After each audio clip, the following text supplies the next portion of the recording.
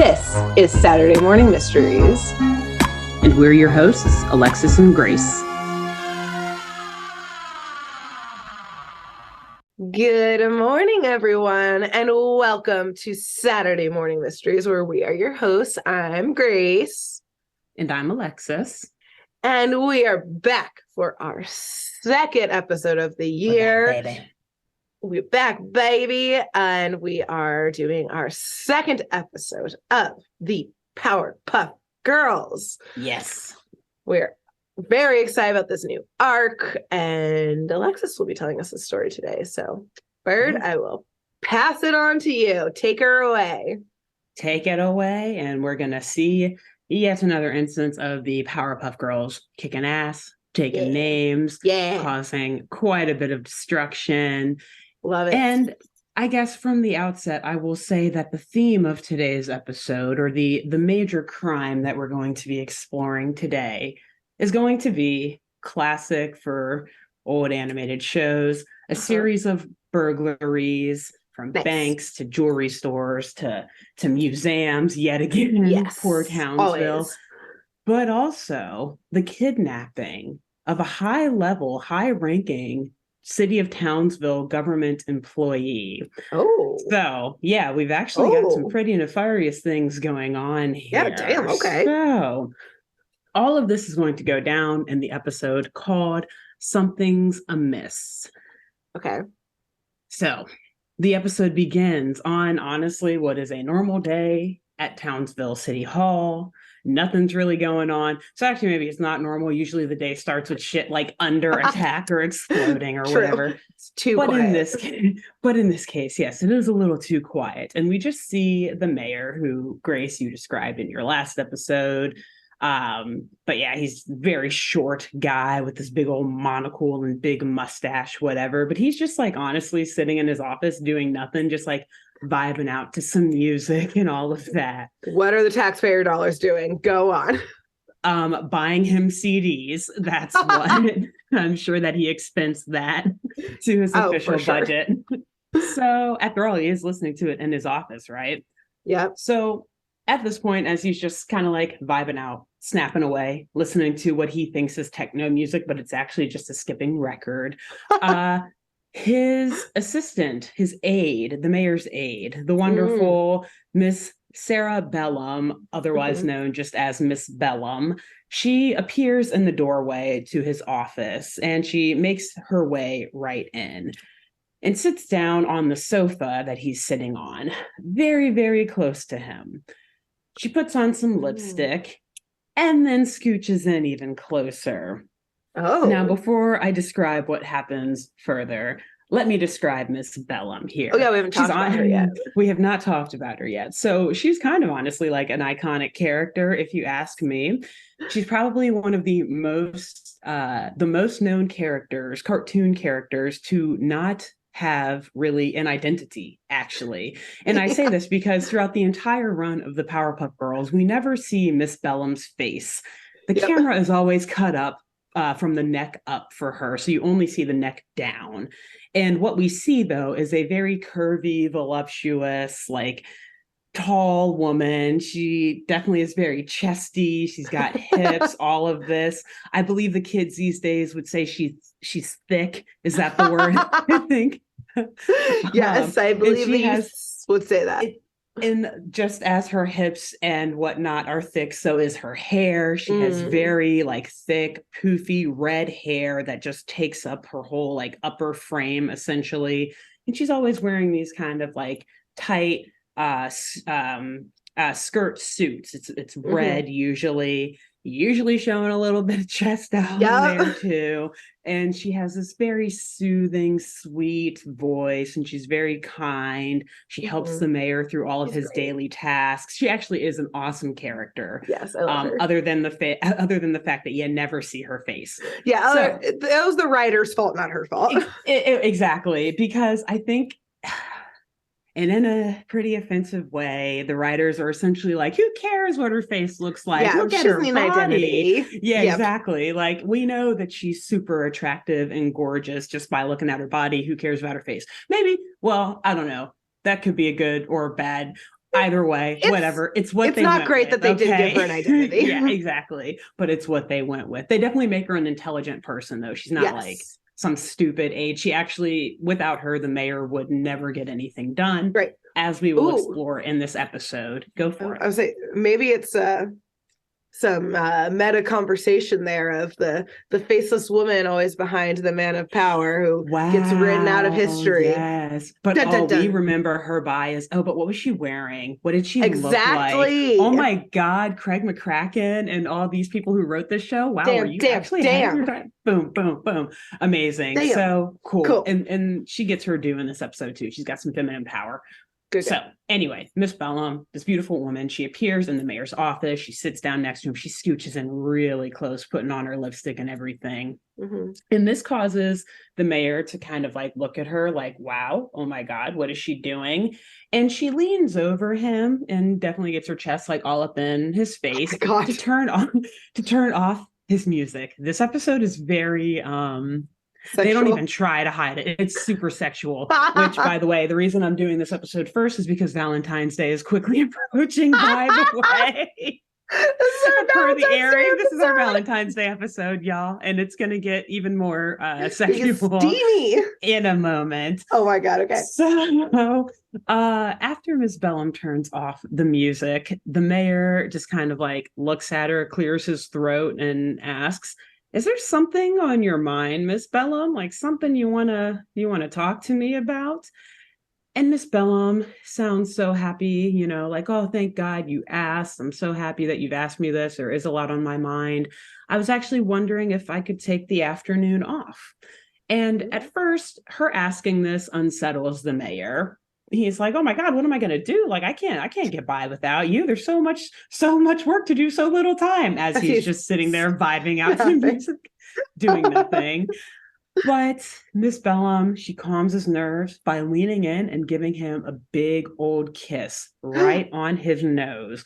Big kiss, leaving behind this vibrant red lipstick mark. So like she really laid in on that, or she just overdid it on the lipstick, or a little column A, little column B. Probably both. Yeah. So, and as a result of this, the mayor instantly is like, okay, yeah, you can take the afternoon off. That's fine. Get on out of here. That's cool. Like, I wasn't just harassed. No, moron. Yeah, perhaps our first crime of this episode. We'll see. Okay, and so, interesting. So she's very happy, very excited to make her way out of the office, thanking the mayor and making sure to swing those hips from side to side as she gets out of there, leaving that lasting impression. So, and it does work. It does work. It makes the mayor feel all sorts of ways because he just sits frozen in his office literally for hours as we see the sun set and the moon rise outside his office window. He's just sitting there like blank stare, looking ahead like, oh my God.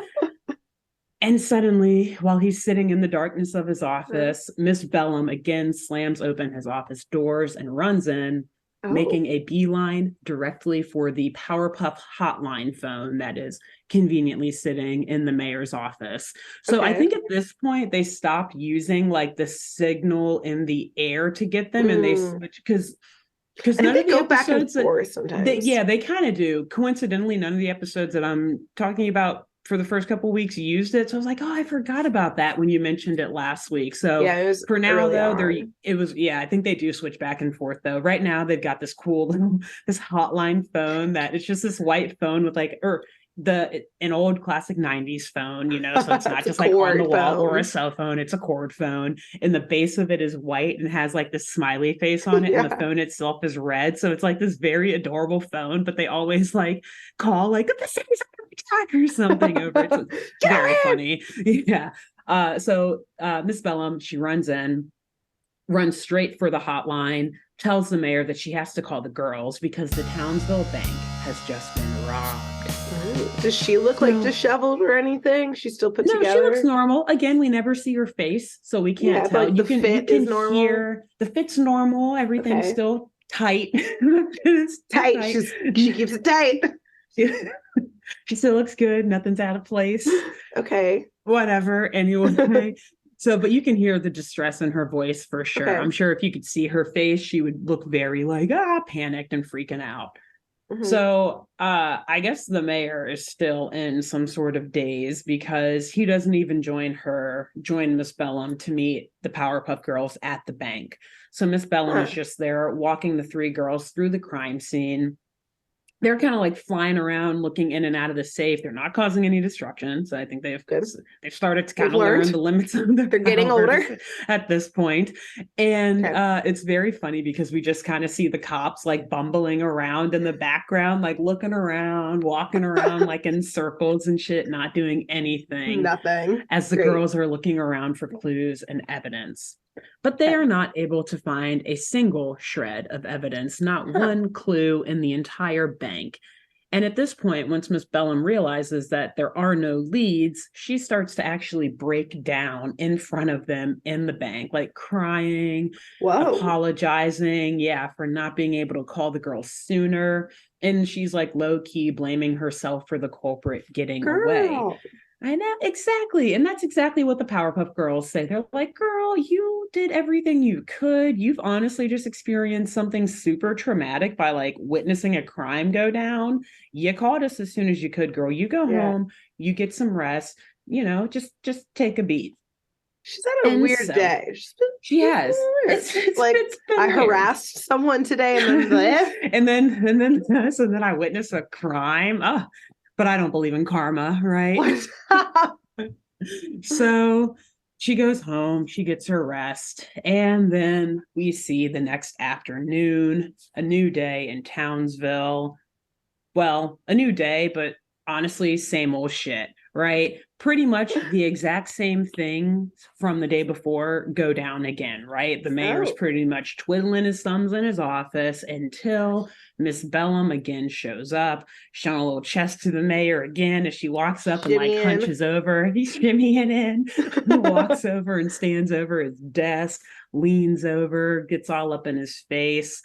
But this time the writers add in, honestly, it's very funny, but at the same time, kind of uncomfortable to watch this moment with the pencil sharpener where oh no. It's very sexualized. Oh no. Miss Bellum helps the mayor sharpen a pencil. Oh my God. And he's making noises. And how the fuck did Cartoon Network let this in? Oh my God. It's kind of hard to watch as an adult, like, oh my God, what the fuck is happening right now? But anyway, after this all happens and the mayor like can I take back me saying that I love Miss Bellum? I'm like, girl, what year did this come out? When was Monica Lewinsky? What's going on here? Yeah, this was 2000. So this was afterwards. This was after that, yeah. So anyway, Cartoon Network abuse of power going on. Abuse of power. And after all of this, the mayor's like, wow, so again, is there something on your mind that you want to say, Miss Bellum? Like, remembering what happened the last time that he asked her that. And she leans in, kisses him on the nose yet again, asks for the day off or the afternoon off. He gives it to her. The mayor's again in a daze, in a trance, in his office. He probably needs a cigarette at this point. He needs to take the day off and also talk to HR. Immediate, or maybe not. Well, he does. Yeah, he can't figure it out. That's what's going on. He doesn't know exactly. He has a lot of emotions going through his mind right now. Harassment is never spoken about, so he doesn't know how to handle the situation. But like, he knows that Miss Bellum is way out of his league. He's like, oh my gosh, I may never get a chance like this again. But also, yes, this is clear harassment. Anyway, yeah. So he's feeling all sorts of ways. He's frozen. Me too. I feel for you, Mayor. I feel for you. Yes. And again, Miss Bellum rushes back into his office hours later, makes a beeline again, right for the Powerpuff Girls hotline to tell them that a jewelry store has just been robbed. So again, Miss Bellum meets the girls at the crime scene at this jewelry store. and they are still unable to find any clues or evidence, but they're obviously connecting this new crime from today to the burglary at the bank the day before.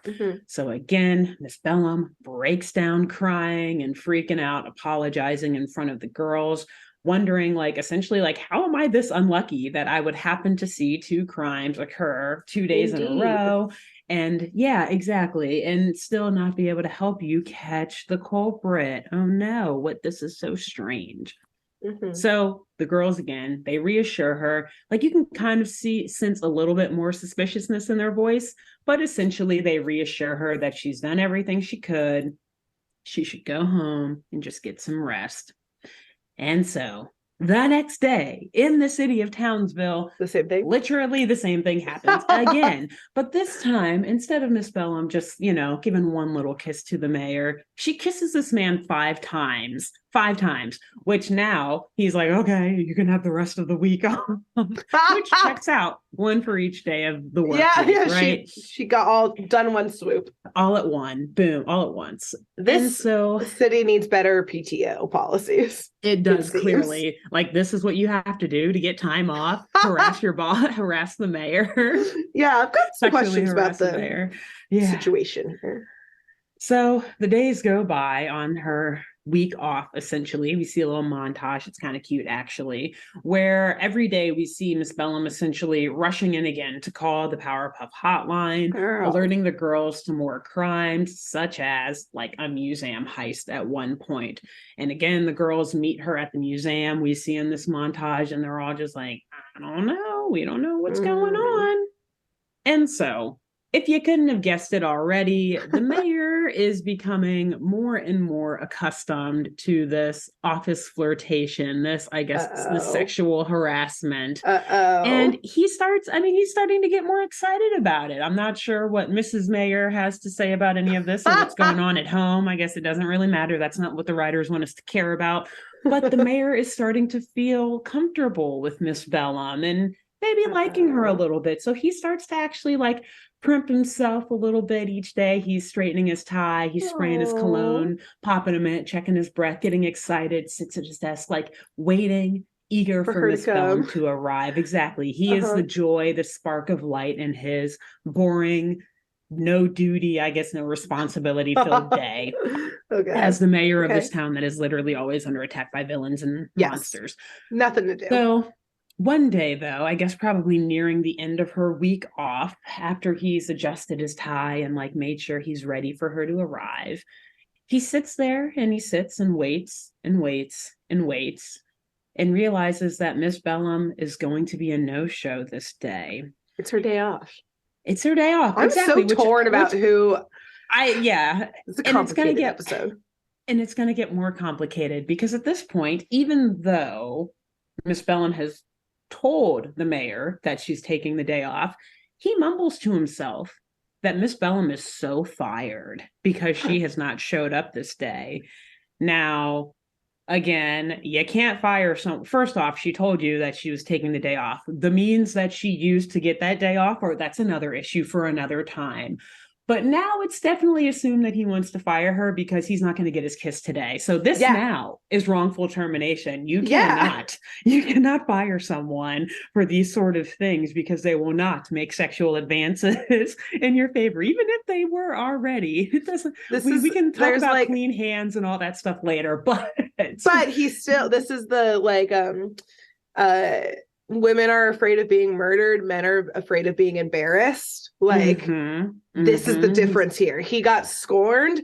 He's going to fire her ass. How dare I print my tie and spray my cologne and all that just for you to not show up? He's like, I was expecting this. I wanted this. Okay, well, that's another conversation for another day too. This is such a complicated episode. But before he is able to follow through with any sort of firing, he's just kind of mumbling this to himself. His thoughts are cut off by the sound, that wonderful office sound that we so dearly miss from the 90s and early 2000s of a fax being received in his office. Amazing. He goes over, he pulls the message off the fax machine. But before we are able to read what that message says, we return to the Powerpuff Girls' house. And we see them kind of thinking through the crimes and what all is going down, because just as you and I and the mayor are very confused about what to make of all of this, not only this potential HR shit going Nightmare on in the mayor's office, but also all of these crimes on the side, these burglaries. The Powerpuff Girls are also very confused. They're running through all of their lists of, the usual suspects, trying to figure out who might be behind the crimes. They name drop Mojo Jojo, like, oh, maybe it's him. But I think it's Blossom is like, no, it's too well thought out. as a callback to last week, your episode. We really talked about it. And they keep naming through other people like the Gangrene Gang and Fuzzy Lumpkins and Tim, all the best ones, right? But they are coming up with reasons why it's none of them, or why it just doesn't fit their MO. And so as they're going through this list, they're interrupted by a call on the hotline, which mentioned before. I should have added. So there's a hotline phone in the mayor's office. There's one in the girls' room, and there's also one at their kindergarten, which we'll talk about later, I'm sure, in future episodes. Yes, for sure. So anywhere where the girls are most likely to be, they're reachable. There's always a phone nearby. So the one in their bedroom rings, and Blossom runs over to answer it. And she's immediately shocked when she hears what the mayor is saying on the other line. And she tells the girls that new details have come to light and they have to get to City Hall ASAP. So they book it over there. What's going to happen next? So they book it over to the mayor's office. And hilariously, like, all the lights in his office are still out, but he's got this fire roaring in his fireplace, and he's just sitting in this. It's super dramatic. He's sitting in this giant armchair, just like with his head down, and you only see like half of his face from like the angle. It's like half is in shadow and the other half is lit up by the fire. I love that. And his head is just down, and he's like forlorn, teary-eyed, crying, like, what makes a man, girls. Oh, and they're just quiet, like, what the fuck is he talking about? Are we about to get harassed? Yeah. And he's like, Bellum, Miss Bellum. He's like, I'd be nowhere without her, essentially. Like, I don't know what I'll do. And he hands the girls this message that was faxed to him. And we get a closer look at it. And it happens to be a classic kidnapper style ransom note with like cutout magazine letters and stuff like that they faxed over. Okay. And the note seeks $100 million, at least according to the note, because the girls and like the mayor and everyone says $1 million, but the note clearly says $100 million. So there's like a little technical error there. Sorry, just had to point it out on the writing and the animation team. Sorry, you guys. But anyway, we're going to go with the note because $100 million is way more dramatic and over the top than $1 million. So this ransom note says that they want $100 million in unmarked, non-consecutive bills for the return of Miss Bellum. Super classic. And the note is signed by none other than the evil, cunning, perfect for Valentine's Day episode, seductress herself, Sedusa.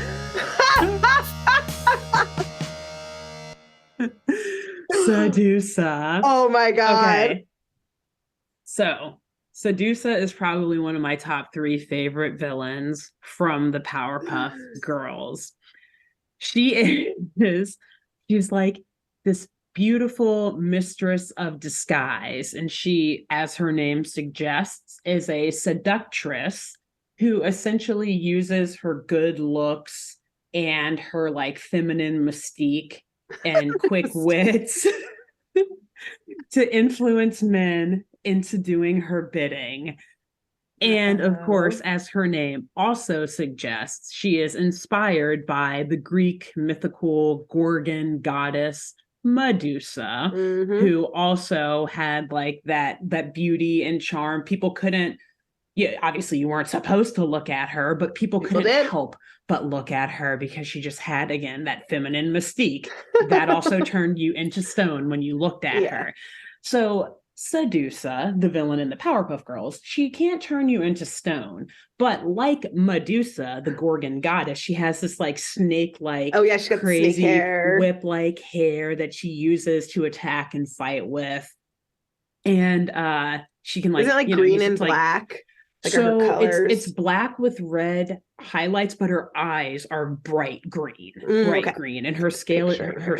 her skin is pale white, and she's got like freckles and all of this, Yeah. and she wears Okay. like skin tight, like red outfit with, Yeah. of course, thigh high boots and like fishnets and like a leotard, Classic. all that shit. Exactly, very seductress looking appearance, like Moulin Rouge type dress with Yes. Medusa's hair and bright green eyes. Yeah. And essentially, like, really, I think her major motive is like just like general theft. Like, she's a cat burglar, she's a master, mistress, whatever, of disguise. Like, she doesn't have any like plans for world domination. She just like stealing shit. Wants that cash And money. Those yeah, fishnets are exactly. expensive. They are that makeup. Do you know how much hair Adds gel up. she has to use to keep that I got hair I gotta feed mice to this all day long. all day long? It adds up. Adds up, man. Them shits are expensive and hard to wrangle. So, yeah, as soon as the girls see that this ransom note has been signed by Sedusa and that Sedusa has kidnapped Ms. Bellum, as we've discussed before, they're all about that action. They like bust right out of the mayor's office telling him that they will get his Bellum back. And so the girls, they make their way to Miss Bellum's home, which is where the ransom note said she was being held per Sedusa's whatever message. So it's more like hostage, not kidnapping situation. Yeah, true. That's true. I guess we don't know where she was taken, where Miss Bellum was taken, but yeah, but you make a good point too. She's being held hostage currently at her house. Okay. And so when the girls arrive there, which also this is like a super lavish house, like it's very nice and contemporary and has like this massive pool in the backyard. So we'll do some maybe. I mean, if you can think of any wild speculation on how Miss Bellum can afford this lifestyle. Yes, I immediately do, which is the mayor clearly doesn't do shit, and she obviously moves some of those funds around us. She gives him a CD fund and then embezzles some of that shit and the rest of it. She's like, I need to clean this pool. So yeah, he doesn't fucking know. I need a pool. Yeah, he's not doing shit. So the girls, they use their powers. Actually, I think they do have X-ray vision. I think it just hit me because Buttercup scans the house and she's able to locate that, like scans it from above and locates Sedusa and Miss Bellum in the north wing. So also Miss Bellum's house has wings, by the way. Like that's funds. How big this shit is. Some insider trading going on. Probably. This is a strong mayor town, not a strong city manager. So there's no one auditing this stuff. Yeah. She gives city manager a little or actually, yeah, there maybe is a manager too, but he's also in on the take. Anyways. So Buttercup, she scans the house. Bubbles, meanwhile, is like, all right, you guys, I've got the ransom money. Let's do this. Everything's ready to go. The girls, again, about that action, bust right into the home. No warrant. Destroying the no warrant. Destroying the roof and whatever ceiling. I don't know if this is a 2-story house, but they had to bust through a lot of shit. So that's hopefully home insurance is going to cover that anyway. And it is actually a super badass landing too. Like they're in formation anyway. So it's pretty cool. It. And they immediately are like, all right, Sedusa, hand over Bellum. We've got your ransom. But they're caught off guard when they look up and it actually appears that Miss Bellum has already captured Sedusa. And we see Miss Bellum standing over a chair where Sedusa is like tied and has her mouth taped shut.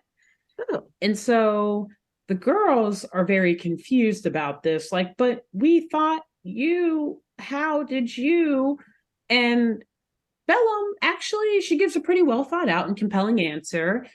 She tells them the details are unimportant now. Essentially, it's just important that I'm safe. So we can put this criminal in jail. What? Toss her away? Okay, cool. Okay. Sounds about right. Sure. No, Blossom, she's too clever for this. She's very skeptical of all this whole situation. as I mentioned before, Sedusa is a mistress of disguise. Yes. So Blossom actually is like, okay, sure, let me give you a hand, Miss Bellum. Grabs Miss Bellum and yeets her, just throws her straight across the fucking living room, the north wing. She throws her all the way to the south wing. Directly East, into west, this you name arm, it. the east, where you name it. That girl with the whole compass. She's going worldwide. She throws her directly into an armchair. The armchair like flips over and lands on her. And essentially, Bellum just like slowly gets up over the armchair and weakly asks them, like, girls, have you gone out of your mind? What the fuck is wrong with you? Essentially, paraphrasing, obviously. Yes. Blossom tells her, cut it out. We know that, you're not who you say you are. How is it like they all like rapid fire tear her apart? Like, no way in hell that Miss Bellum happened to witness all of these crimes, happened to also be kidnapped and single-handedly subdued Sedusa. Yep. Boom, boom, boom. So Bubbles gets all up in Bellum's face and is like, yeah, she just rips off a mask and a wig.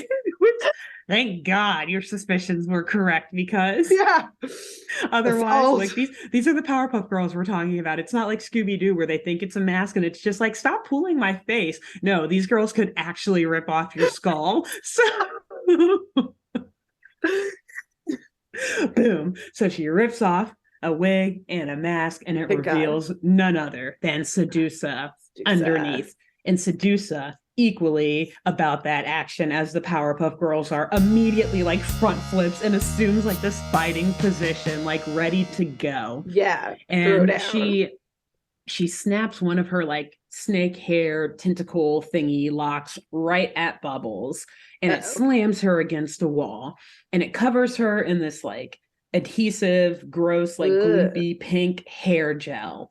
And Buttercup flies over and tries to free Bubbles, but Sedusa just hits her and does the exact same thing. Turns her back. Of course, yeah. So now we have Bubbles and Buttercup stuck to the wall with this hair gel. And Sedusa's bragging about it, like, do you like my new hair gel I've been working on concocting? It's going to be pretty impossible for you guys to get out, right? But while Sedusa is gloating and trapping them to the wall, Blossom has run over to the actual Miss Bellum, who is in a Sedusa costume. Though. Got it. And she starts untying her from the chair.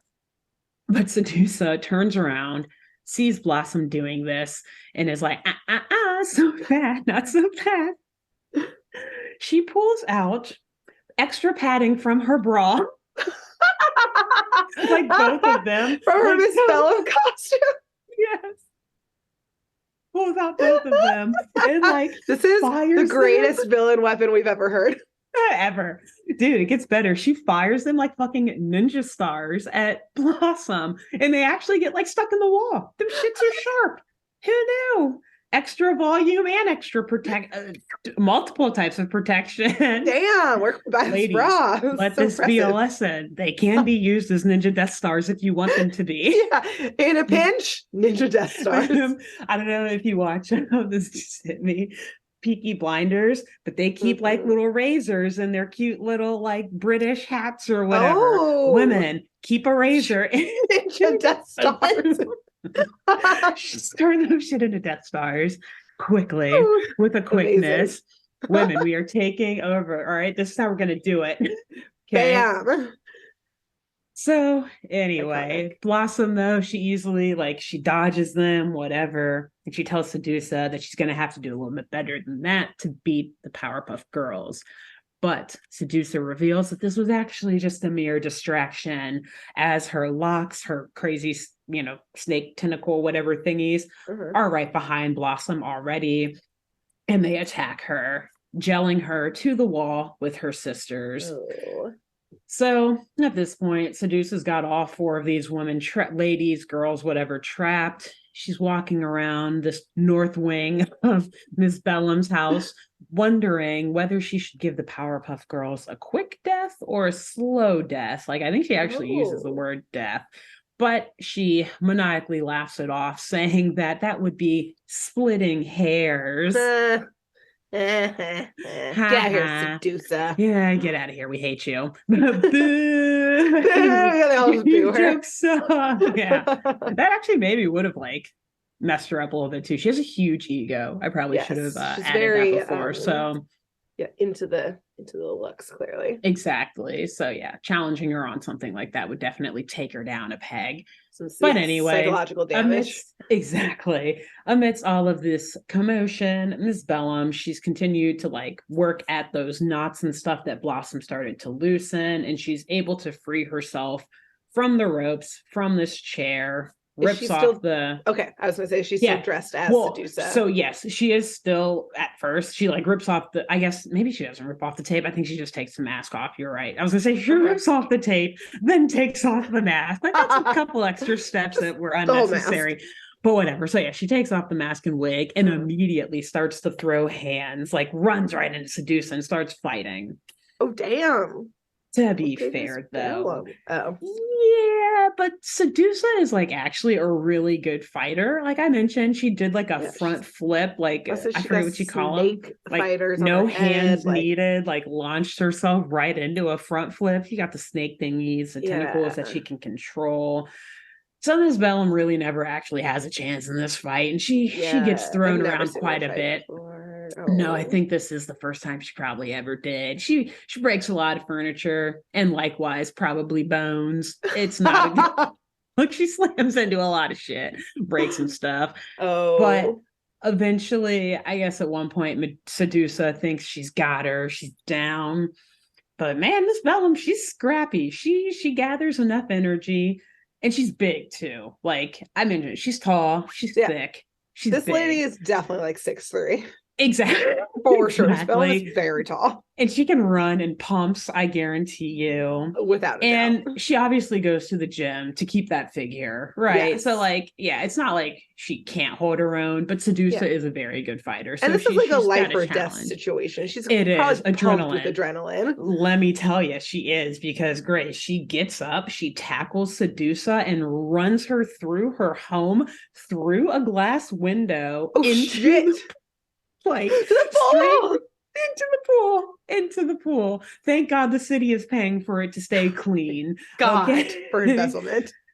So they're fighting in the pool now, punching each other, all that. And Miss Bellum actually gets Sedusa. She punches her straight in the face, knocking her out, chokes her out underwater. Mm-hmm. Oh my God. It's pretty violent. It's pretty violent. Oh, okay.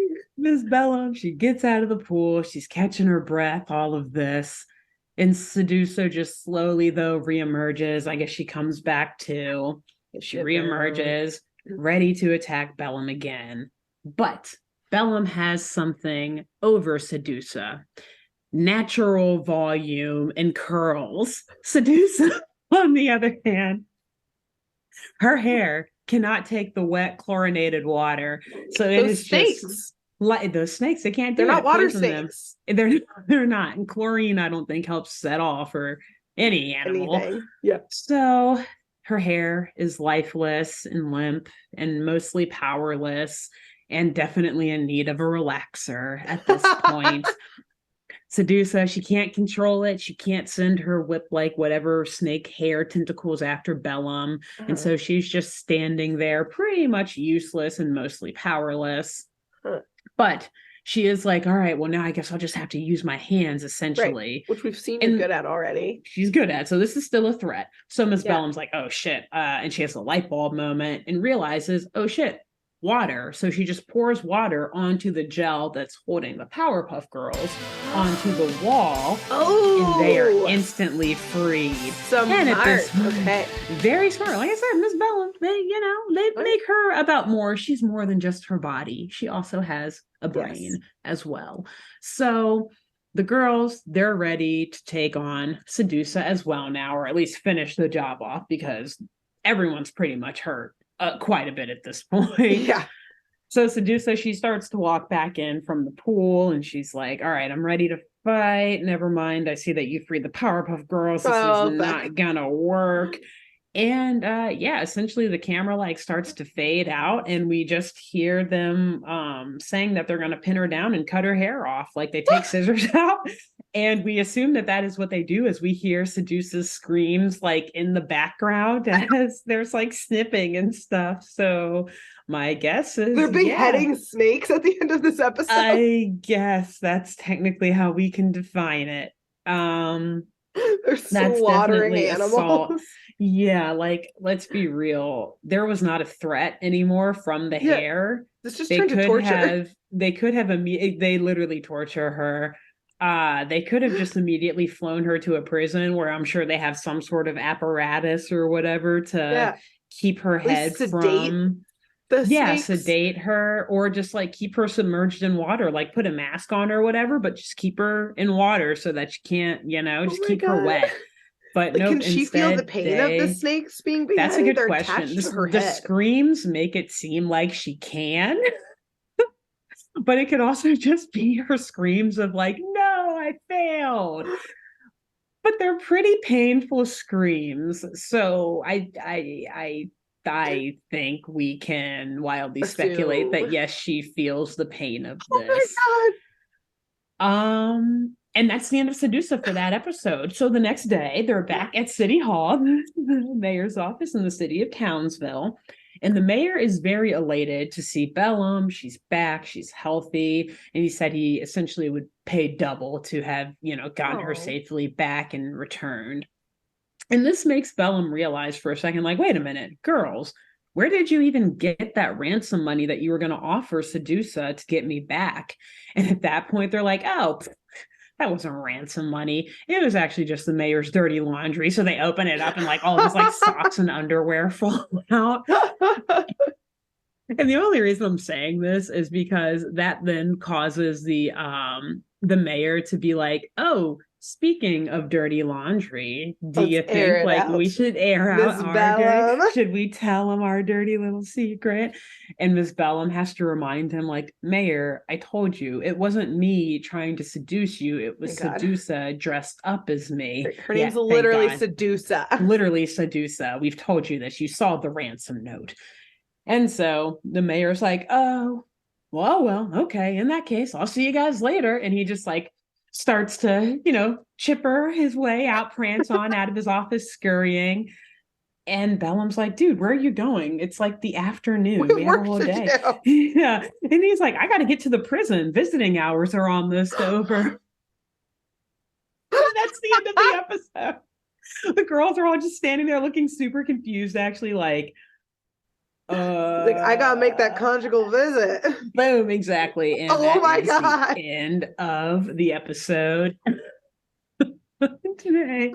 Happy Valentine's Day, everybody. He's like, it's Valentine's Day. It's conjugal visits all day, baby. All day. God, get so there. Do some what other crimes you want to get away with, girl.